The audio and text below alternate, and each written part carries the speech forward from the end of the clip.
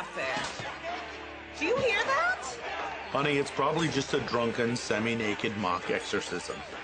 Boys will be boys. Candidates drink from the skull. Let's say it happens, okay? My response, so what? Just from a layman's perspective, it looks to me like the exorcism was a miserable failure. An innocent child endures horrific, repeated abuse for 2 years, and her dad gets to go back to his Delaware mansion. In explaining her slap on the wrist, the judge says she's worried the defendant, quote, will not fare well behind bars. Who the hell fares well behind bars? Where's the concern for the children? One little girl and allegedly her baby brother as well, possibly sexually assaulted by their dad. And this judge, Jan Jordan, take a look at her. We're going to show you her picture. She says that the rich man will not fare well in prison, so he gets probation. John Lieberman, what do you know? Well, here's what I know, Jane. Number one, prosecutors apparently were forced to make a deal with the devil. Here's what I know. They didn't want to re-victimize this little girl again. They weren't going to put her on the stand in the case, so they cut this plea deal. That was step one. In the plea deal, however, it gave the judge a lot of latitude. There was no mandatory minimum sentence that she had to give, but the sentencing guidelines, we have learned, recommended 30 months in prison for this sex offender. He admitted to the molestation as part of the plea deal. That being said, he didn't get 30 months. He got a slap on the wrist, as you just alluded to. Now, we sex reached offenders out. get that every day, unfortunately. Yeah, well, but people who do nonviolent drug offenses get decades behind bars. What a country. We reached out to the Delaware court that imposed this sentence, and they can't comment because the case is still open since Richards is currently, yes, as we all know, on probation.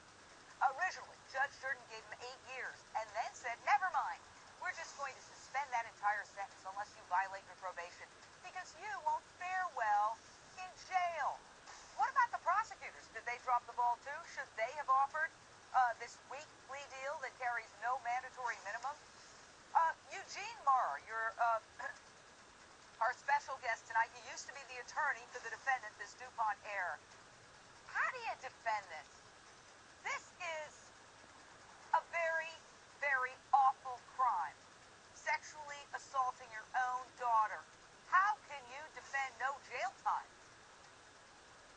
Well, good evening. How are you? I think in this case it's very defensible, and I think people aren't being real fair to Judge Jordan.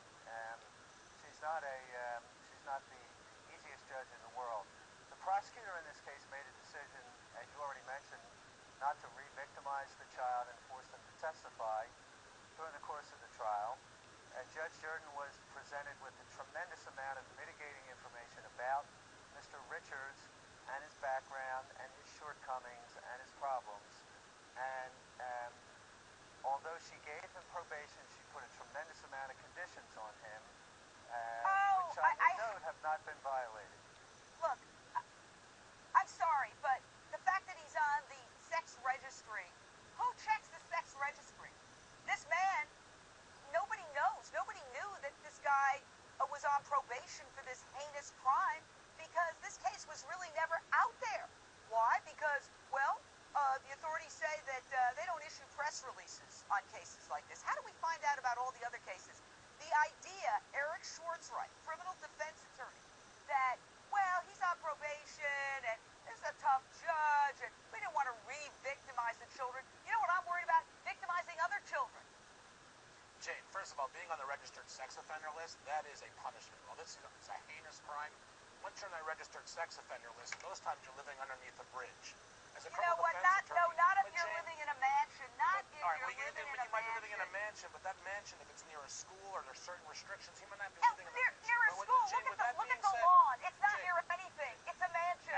As a criminal defense attorney, justice is defined as what the best ruling that you get in your favor sometimes. And they'll call it the halls of justice, but it doesn't always happen in the courtroom. Somebody help me out. Bo. But Jane, it's not one Bo size will help fits me all. out. Bo, I agree. You don't know the statement. There's a lot of factors that could have gone. Hold on. Okay, there's only one factor to consider here. He was molesting. By one size fits all. Listen, one factor